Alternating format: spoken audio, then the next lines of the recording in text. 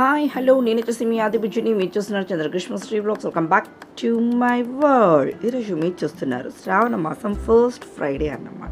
So నేను అటు ఇటు హైదరాబాద్ తిరుగుతూ ఉండడం వల్ల సో కొంచెం వచ్చిన తర్వాత కూడా అంటే నేను హైదరాబాద్ నుంచి వచ్చినప్పుడు కొంచెం వర్క్స్ ఇంట్లో కూడా అలా ఉండిపోయాయి అన్నమాట. సో శ్రావణ మాసం స్టార్టింగ్ మండే నుంచి స్టార్ట్ అయ్యాయి కదా, సో అప్పుడు అంత కూడా ఏం తీసుకోలేకపోయాను వీడియోస్.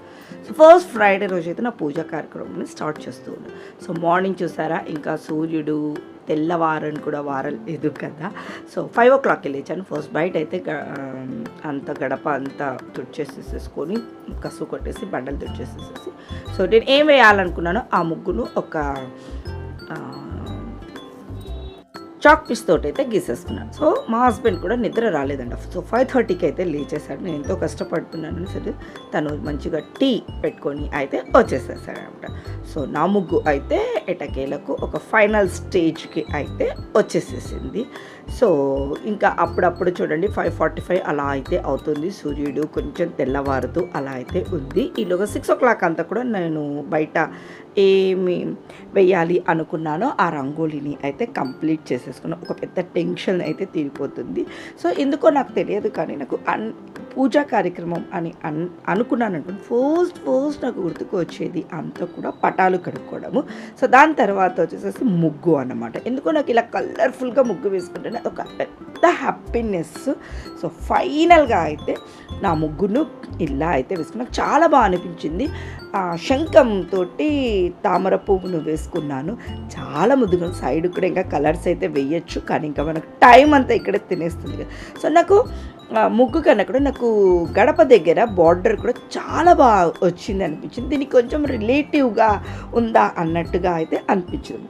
సో 6 o'clock అంతా కంప్లీట్ చేసుకొని ఈలోగా నేనైతే లోపలికి వెళ్ళిపోయి ఫ్రెష్ అయితే అయిపోయేసి ఇంకా ఫస్ట్ చేయాల్సిన పని వచ్చేసేసి స్టవ్ పూజించుకోవడం. సో నేను చక్క పసుపు పూసి బొట్టు అయితే పెట్టేశాను. ఇక్కడ రైస్కి పెట్టేశాను. సో ఆ రోజు నేను చేస్తున్న ఐటమ్ అనకూడదు, అమ్మవారి నైవేద్యాలు కాబట్టి సో అమ్మవారికి నైవేద్యం వచ్చేసేసి వాంగి బాత్ చేస్తున్నాను. ఆ తర్వాత వచ్చేసేసి బొబ్బట్లు, అదేనండి చిన్న భక్ష్యం అంటే ముద్ద భక్ష్యం అని అంటారు కదా, చిన్న చిన్నగా చేసుకుంటే. సో అవి అయితే చేసుకుందాము అని అనుకున్నాను. ధీరజ్ కూడా ఊర్లోనే ఉన్నాడు. సో మళ్ళీ ఎప్పుడు ఊరికి వెళ్ళిపోతాడో తెలియదు కదా అన్నట్టుగా మామూలుగా అయితే నేను ఫస్ట్ డే వచ్చేసేసి బెల్లంతో పరమాన్నం చేసుకుంటాను. సో బాబు ఉన్నాడు కదా అనేసి భక్ష్యం చేస్తూ ఉన్నాను అన్నమాట. ఇంకా ఇక్కడ వచ్చేసేసి అచ్చం మైదా పిండే కాకుండా 1 cup మైదా 1 cup గోధుమ పిండి రెండు కూడా వేసాను. అచ్చం మైదా వేస్తే కూడా సాగినట్టుగా ఉంటుంది కదా అన్నట్టుగా అని ఏ స్వీట్ చేసినా కూడా చిటికెడంత సాల్ట్ అయితే వేయాలి కదా. సో నేను మా నాన్నమ్మ దగ్గర నుంచి అయితే నేర్చుకున్నాను. సో చిటికెడంతనే అలా సాల్ట్ని అయితే వేసాను. ఫస్ట్ వాటర్ తోటి అయితే పిండిని అంతా కూడా కలిపేసేసుకున్నాను. అఫ్కోర్స్ అందరికీ తెలిసిన విషయమే కదా. సో తర్వాత కొంచెం ఆయిల్ ఎక్కువగా వేసేసుకొని అయితే పిండిని కలిపేసేసుకుంటాం. అది పిండి ఆయిల్ ఎంత ఎక్కువ వేసి ఎంత ఎక్కువసేపు నానుతూ ఉంటే ఆ భక్ష్యం అన్నది అంత సాఫ్ట్గా అయితే వస్తూ ఉంటుంది కదా. సో మనం భక్ష్యం చేసేటప్పుడు కానివ్వండి, ఇలా ముద్ద భక్ష్యం చేసేటప్పుడు కానీ ఆ పిండి కలుపుకోవడంలోనే అస్సలైన ఘట్టం అయితే ఉంది అన్నమాట. ఇంకా ఆ తర్వాత వచ్చేసేసి మన శనగబ్యాళ్ళు ఉడకడము, ఉడికిన తర్వాత వాటర్ ఉంటుంది కదా అది అంతా తీసేసి డ్రైగా చేసుకోవాలి. మరి కొంచెము తడిగా అలా ఉంది అనుకోండి, బెల్లం వేసేసరికి ముద్దగా జోరుగా అయ్యిందనుకోండి, ఇంకా పూర్ణంతో మనం ఏమీ చేయడానికి రాదు కదా. అమ్మ బాబోయ్, తినేటప్పటికి ఒక 10-15 minutes పడుతుంది. చేస్తున్నప్పటికీ చిన్న టిప్స్ తోటి చేసుకోకున్నామనుకోండి ఆ వంట ఏదైతే అనుకున్నామో అంత అట్టర్ ఫ్లాప్ అయితే అయిపోతూ ఉంటాయి కదా. సో పూర్ణం కూడా చాలా ఇంపార్టెంట్. సో అక్కడైతే కుక్కర్ అది ఉడికింది. నాకు ఈలోగా వచ్చేసేసి నాకు పిండిని అంతా కూడా మంచిగా ఎంత దంచి కొట్టి మర్దన చేయాలో అంత దంచి కొట్టి మర్దన చేసి ఫైనల్గా అయితే బాగా ఆయిల్ ఆ పిండి అంతా మునిగే వరకు అంతా ఆయిల్ని అయితే వేసి పెట్టాను. ఎంత నానితే అంత బాగొస్తుంది. సో ఆ రోజు వంటలు వచ్చేసేసి వడ కూడా వేశాను. సో ఇటు నైవేద్యంకి వస్తుంది, అటు టిఫిన్‌కి కూడా వస్తుంది కదా! ఆ రోజు ఫ్రైడే వర్కింగ్ డే. మా హస్బెండ్ కోర్ట్‌కి వెళ్ళాలి. ధీరు కూడా ఆ రోజు ఎగ్జామ్ ఉండింది అన్నమాట. సో, వాడు కూడా ఎగ్జామ్‌కి వెళ్ళాలి కాబట్టి ఇంకా టిఫిన్‌కి వస్తుంది, అమ్మవారి పూజకు వస్తుంది అన్నట్టు 2 ఇన్ 1 అని వడకైతే వేసుకున్నాను. ఇంకా వాంగీబాత్, వడ, పెరుగన్నము, ఇంకేం చేశాను, ఆలూ బజ్జీ, బొబ్బట్లు. సో ఆ రోజు ఒక 5 ఐటమ్స్ అయితే అమ్మవారి కోసమని నైవేద్యం రెడీ చేయాలి అని ఇంకా డిసైడ్ అయితే అయ్యాను. సో అక్కడ వంటలు అన్నీ కూడా ఆల్మోస్ట్ అయిపోయాయి. ఇక్కడ పూజ గడప కూడా నేను మార్నింగ్ పూజించాలి, స్నానం చేసి వచ్చాక పూజించేసేసుకున్నాను. ఎంచక్క బొట్టు అన్నీ పెట్టేశాను, నిమ్మకాయ కూడా పెట్టేశాను అనమాట. ఇక్కడ దేవుని మందిరం దగ్గర కూడా ఒక చిన్న తామర పువ్వుని అయితే వేసేసాను. ఇక్కడ ఫ్లవర్స్ తోటి ఇది కూడా రెడీ అయితే చేసేసాను.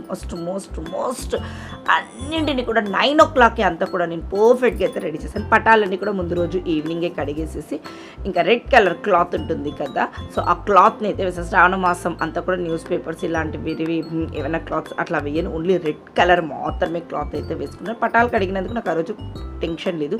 ఇంకా పూజ విషయానికి వచ్చాను అంటే కంపల్సరీ శ్రావణ మాసం అనే కాదు, ఫ్రైడే అయితే మా హస్బెండే పూజ చేసుకుంటాడనమాట. సో ఫస్ట్ అయితే తను ఇంకా కోర్టుకు టైం అయిపోతుంది కాబట్టి నేను తనకు అన్నీ కూడా రెడీ చేసేసాను. తన పూజను అష్టోత్తర నామాలు అన్నీ కూడా చదివేసేసుకుని అంతా రెడీ చేశాను. ఇంకా నైవేద్యము అని చెప్పంగానే ఇంకా నేను 5 ఐటమ్స్ మాత్రమే అనుకున్నాను అనమాట. ఇంకా 9 o'clock అంతా కూడా నేను రెడీ చేసి ఇవ్వాలి. సో బుజ్జు బొబ్బట్లు చూసారా, చాలా ముద్దుగా ఉన్నాయి.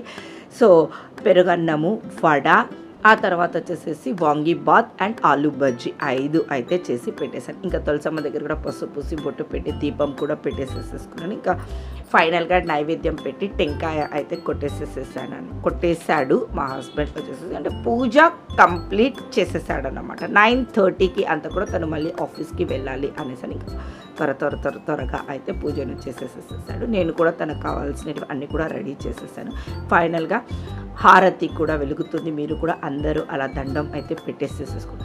సో తనైతే ఇంకా పూజ కంప్లీట్ చేసేసరికి ఇంకా రెడీ అయితే అయ్యేసి వచ్చారు. తనకు ఇష్టమైన ఘట్టం అన్నమాట. సో ఇది సో తన దగ్గర నేను బ్లెస్సింగ్స్ తీసుకోవడం తనకు చాలా అంటే చాలా ఇష్టము. సో ఇంకా వడకు వేశానని చెప్పాను కదా, ధీరు ఫ్రెండ్స్ ఎగ్జామ్ ఉంది కదా, ధీరు ఫ్రెండ్స్ కూడా వచ్చారు, 3 వచ్చారు. సో వాళ్ళందరితో నేను జస్ట్ కొంచెమే వేశాను, మళ్ళీ బజ్జీలు వేసుకుంటాం కదా అనేసి కొంచెమే వేశాను వడకు. సో వాళ్ళు 4 తినేసేసి వెళ్ళిపోయారన్నమాట, ఎగ్జామ్ ఉంది అనేసి. ఇంకా పిల్లలు వచ్చినప్పుడు మనం కాదనకూడదు, దట్టు పూజ చేసినప్పుడు అస్సలు కాదనకూడదు కదా. సో ఇంకా ఆ తర్వాత మా హస్బెండ్కి ఆ చట్నీ ఉండింది. సో పూరి చేసి ఆ చట్నీని అయితే పెట్టి ఇచ్చేసాను అన్నమాట. పాపం ఏమీ అనలేదు, తినేసేసి ఇంకా తనకు కూడా టైం అయిపోయింది కదా కోర్టుకి అయితే వెళ్ళాలి. సో తను కోర్టుకి వెళ్ళిన తర్వాత నేను కూడా అమ్మవారి దగ్గర అయితే కూర్చొని అమ్మవారి అష్టోత్తర నామాలు కానివ్వండి, ఇంకా కొన్ని పాటలు అన్నీ చదివేసేసుకున్నాను అనమాట. నేను కూడా ఒక 1/2 hour 40 minutes అయితే అన్నీ అమ్మవారి పూజవి కీర్తనలు కానివ్వండి, తర్వాత వచ్చేసేసి మణిద్వీప వర్ణన, కనక దుర్గా స్తోత్రము, శ్రీదేవి ఖడ్గమాల, ఇలా చాలా అయితే ఉంటాయి కదా అమ్మవారివి, శ్రీ సూక్తము, ఇలా అన్నీ కూడా చదివేసేసుకున్నాను అన్నమాట. చదువుకున్న తర్వాత క్రిష్ గడుకుడిలోగా ఫ్రెష్ అయితే వచ్చింది. తన దగ్గర కూడా కొత్త డ్రెస్సెస్ అయితే ఉన్నాయి అన్నమాట. సో మంచి డ్రెస్ని అయితే ఒకటి వేసేసుకొని వచ్చేసింది. ఇంకా అమ్మ కూడా ఆ రోజు నా దగ్గరనే ఉన్నారు. సో అమ్మ కూడా మంచిగా స్నానం చేసి చక్కగా రెడ్ కలర్ శారీ అయితే కట్టేసుకొని కూర్చొని, పాపం తిన్ననే లేదండి అమ్మ, తిన్ను పూరి చేసేస్తానంటే కూడా వద్దు ఇంకా అయిపోతుంది కదా పాపం, మనం అందరం ఒకేసారి తిందాములే అని చెప్పింది. అంటే 10:30కి అంత కూడా మేము కూడా చదివేటివన్నీ చదివేసేసుకున్నాను అనమాట. సో ఉంటానులే ఏం పర్వాలేదు అని వెయిట్ చేసింది. సో ఈలోగా గ్రీషు ప్రసాదం కలిపి ఇస్తే చక్కగా ప్రసాదం అయితే తిన్నాము. తిన్న తర్వాత ఇంకా భోజనము, అమ్మకు వచ్చేసేసి పూరి ఏమో చేసి ఇచ్చాను, గ్రీషు అమ్మ ఇద్దరు పూరి తిన్నారు. ఇంకా నేను ఒకటేసారి ఆ ప్రసాదం తిన్నాను కదా, ఆఫ్టర్నూన్ లంచ్ అయితే తింటూ ఉన్నాడు. సో బాబు వచ్చేసి ఎగ్జామ్కి వెళ్ళాడు. మా హస్బెండ్ వచ్చేసేసి ఆఫ్టర్నూన్ ఒక ఫంక్షన్ ఉండింది, సో ఫంక్షన్కి అని వెళ్ళాడు. ఇంకా ఆలూ బజ్జీ వేసుకుందాము అని అనుకున్నాం. అంటే వాంగీబాత్కి కాంబినేషన్ ఆలూ బజ్జీ అనమాట. సో వాళ్ళిద్దరూ ఇంకా భోజనానికి రావటం లేదు. సో గ్రీషు గారు వచ్చేసి అమ్మ ఆలు ఏమొద్దు, ఆనియన్ బజ్జీనే వేసుకుందాము మనమే కదా అని చెప్పింది. సరే మరి నీ ఇష్టం, ఏది తింటారో అది చేసిస్తాను అని చెప్పాను అనమాట. సో నైట్కి అయితే వేసుకో డాడీ వాళ్ళకు అని చెప్పింది. సో ఇంకా vangibath, onion bajji, curd rice చూసారా, తిరగవాత కూడా వేయలేదు. మగవాళ్ళ ఇంటికి భోజనానికి రాము అని అంటే ఇలాంటివి కూడా ఉంటాయన్నమాట. తిరగవాత కూడా వేసుకోకుండా తినేసాము. సో కొంతసేపు అయితే రెస్ట్ తీసుకొని నేను, అమ్మ, గ్రీషు మేము ముగ్గురమేనమాట. ఇంకా ఈవినింగ్ వచ్చేసేసి పూజ. మార్నింగ్ పూజ ఎంత ముఖ్యమో ఈవినింగ్ పూజ కూడా అంత ఇంపార్టెంట్ ఇస్తాను నేను. ఈ శ్రావణ మాసము ఈవినింగ్ కూడా నేను పూజను అయితే ఒక చిన్న అంశంతో అయితే చేసుకుంటాను. ఓం ఐం హ్రీం శ్రీం శ్రీమాత్రే నమః. ఓం ఐం హ్రీం శ్రీం శ్రీమాత్రే నమః. ఓం ఐం హ్రీం శ్రీం శ్రీమాత్రే నమః. శ్రీమాత శ్రీ మహారాజ్ఞి శ్రీమత్ సింహాసనేశ్వరి. సో 1 రూపీ కాయిన్ని అయితే పెట్టి శ్రీ లలిత సహస్రనామంని ఇలా కుంకుమతోటి అర్చన చేసుకుంటూ మొత్తం అమ్మవారి స్తోత్రాలు సహస్రనామం అంతా కూడా చదువుకునే వరకు కుంకుమతోటే నేను అర్చన చేసుకుంటానన్నమాట. ఎవ్రీ ఫ్రైడే చేస్తాను. లలిత సహస్రనామ పారాయణం చేసుకుంటాను. శ్రావణ మాసంలో ఇలా కుంకుమతోటి అమ్మవారికి అర్చనను చేసుకుంటానన్నమాట. సో మార్నింగ్ ఎంత ముఖ్యమో ఈవినింగ్ సాయంకాలం సంధ్యా సమయం కూడా అమ్మవారి పూజ అంతే ఇంపార్టెన్స్ నేను ఇస్తానన్నమాట. సో పూజ అంతా చదువుకొని ఒక 2 పాటల్ని పాడుకొని సాయంకాల సమయంలో ఇలా పాట ఉంటుంది కదా, సో అవన్నీ పాడేసుకొని మళ్ళీ మహామంగళ హారతిని అయితే ఇస్తానన్నమాట. సో ఎవ్రీ ఫ్రైడే అంటే శ్రావణ మాసం ఫ్రైడేస్ అయితే ఇలా చేసుకుంటూ ఉంటాను. డిఫరెంట్ అమ్మవారికి నైవేద్యాలను చేసుకుంటూ పూజను చేసుకుంటాను. ఇలా మొదటి శుక్రవారం పూజను ఈ విధంగా అయితే నేను చేసుకోగలిగాను అన్నమాట. ఈ వ్లాగ్ ఇక్కడికి ఎండ్ చేస్తున్నాను. బాయ్.